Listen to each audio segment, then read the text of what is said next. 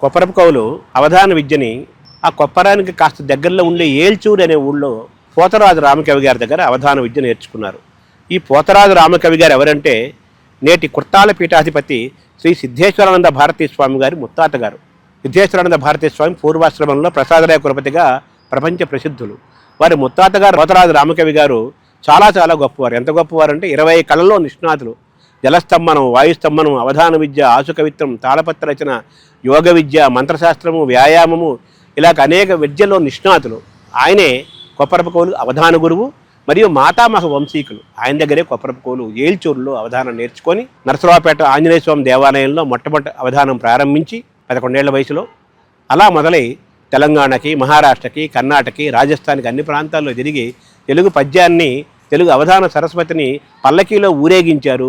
ఏనుగు అంబారీపై సత్కారాలు చేయించి గండపెండేరాజ గజారోహణాది సత్కారాలు కూడా ఎన్నో పొందిన మహనీయ కవులు కొప్పరపు సోదర కవులు. మీకు ఇంతటి వేగము, ఇంతటి ప్రతిభ, ఇంతటి వైభవము ఎలా సాధ్యమైందని ఒక అవధానంలో ఒక పృచ్ఛకులు అడిగారు. దానికి కొప్పరపు కవులు ఏం చెప్పారో విందామా?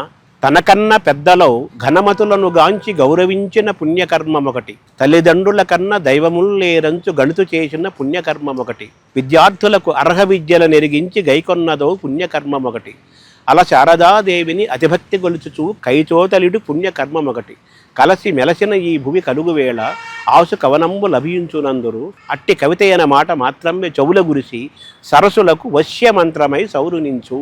ఈ పద్యం ద్వారా వాళ్ళు చెప్తుంది ఏంటంటే, తనకన్నా పెద్దలో ఘనమతులను గాంచి గౌరవించిన పుణ్యకర్మం ఒకటి, తమకంటే పెద్దవాళ్ళను గౌరవించిన పుణ్యకర్మం వల్ల, విద్యార్థులకు అర్హ విద్యలు నెరిగించి గైకొన్నదో కర్మం ఒకటి, అర్హులైన విద్యార్థులకు అర్హమైన విద్య నేర్పిన పుణ్యకర్మం వల్ల, తల్లిదండ్రుల కన్నా దైవములు లేరంచు గణితు చేసిన పుణ్యకర్మం ఒకటి, తల్లిదండ్రుల కంటే వేరే దైవం లేరని తల్లిదండ్రులు పూజించిన పుణ్యకర్మం వల్ల, అలా శారదాదేవిని అతిభక్తి గొలుచుచు కైజోతలుడి పుణ్యకర్మం ఒకటి, ఆ సరస్వతి దేవిని నిరంతరము ఉపాసించిన పుణ్యకర్మ వలన, ఇన్ని పుణ్యకర్మల వలన మాకు ఇంతటి వైభవము, ఇంతటి వేగము, ఇంతటి తేజము వచ్చిందని కొప్పరపు కవులు ఎంతో వినయంగా చెప్పుకున్నారు.